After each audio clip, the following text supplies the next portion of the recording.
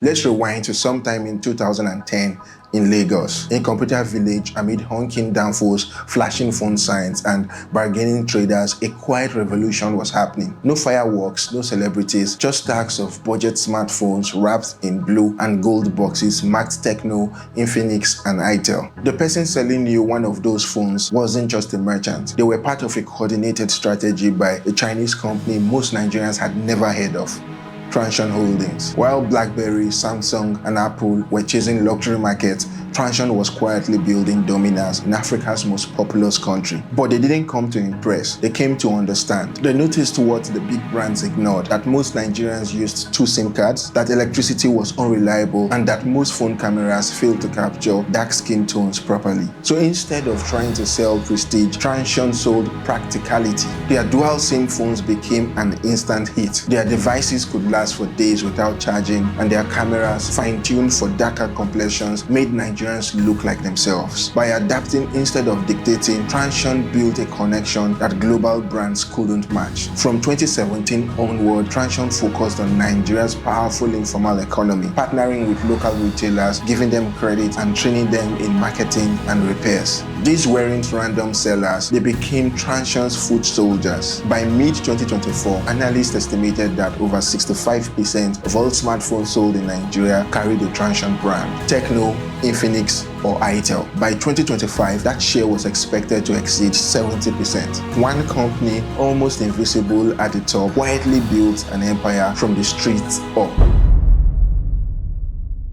Transsion's story begins not in Lagos, but in Shenzhen, China in 2006. Its founder, George Zhou, had worked in China's mobile industry and saw something few did. Africa's mobile market was about to explode and almost no one was building for it. Instead of trying to beat Apple or Samsung in Europe or America, Zhou looked south. He saw over 1 billion people in emerging economies who wanted phones that worked, not phones that dazzled. By 2008, TECNO Mobile entered Nigeria with one breakthrough feature: dual SIM support. It solved the real problem, juggling networks and call rates. Then came itel for budget buyers and Infinix for younger crowd who wanted trendy phones at affordable prices. Each brand served a niche, but together they covered the market. In 2015, Transsion launched Oraimo for phone accessories and CalCare for after-sales support, giving Nigerians an all-in-one experience rarely seen in emerging markets. But Transsion's real genius was in how quietly built an ecosystem. Its phones came preloaded with its own apps: Boomplay for music, PalmPay for payments, and Vskit for short videos. This meant that when you bought a TECNO phone, you were automatically inside the Transsion world, no downloads needed. By 2024, Boomplay had more than 95 million monthly users, PalmPay had 35 million Nigerian users, and Vskit remained one of West Africa's most popular short video apps. In essence, Transsion didn't just sell phones, it sold a lifestyle. And yet, few Nigerians know the company's name. Transsion stays in the shadow while its sub-brands shine. There are no glitzy headquarters or flashy CEO interviews, just a quiet machine of influence that touches nearly every corner of Nigeria's digital life. While global brands built phones for the wealthy, Transsion built for reality. They asked a simple question: what do people actually need? First, they tackled connectivity.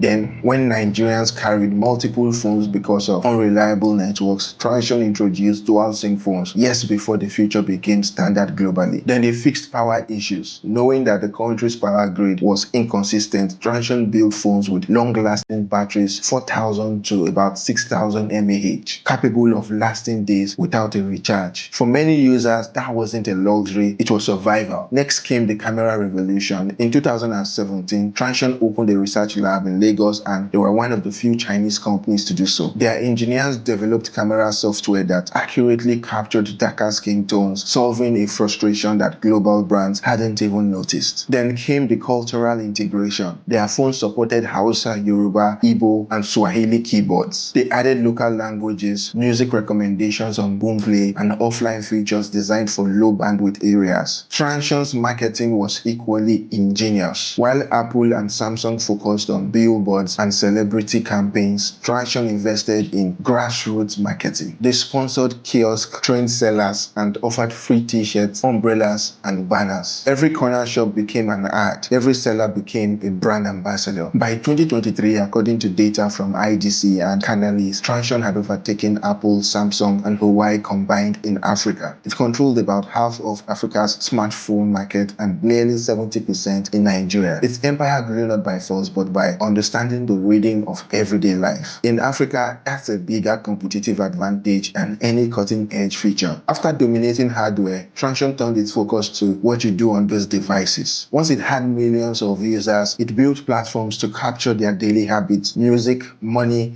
and entertainment. In 2015, it launched Boomplay, now Africa's largest streaming platform. In 2019 came PalmPay, a fintech app backed by Transsion and Chinese partners, which by 2025 had over 16 million active users in Nigeria and processed millions of transactions monthly. Vkit, launched in 2018, became a hub for short videos, pushing local creators into the spotlight. Every of these apps came pre-installed on TECNO and Infinix phones. Most users never deleted them, and that was the plan. Over time, Transsion built a digital ecosystem around the average Nigerian user, controlling not just how they connect, but how they listen, pay, and play. But this quiet empire raises big questions. Who owns the data? Where is it stored? How safe is it? Experts have noted that much of Transsion's cloud infrastructure is China-based, sparked debates around data sovereignty and privacy. Nigeria's data protection frameworks are still young, leaving a regulatory gap that could become critical as digital adoption grows. There's also the issue of competition. Local startups struggle to compete with apps that come built in on most phones. Imagine launching a fintech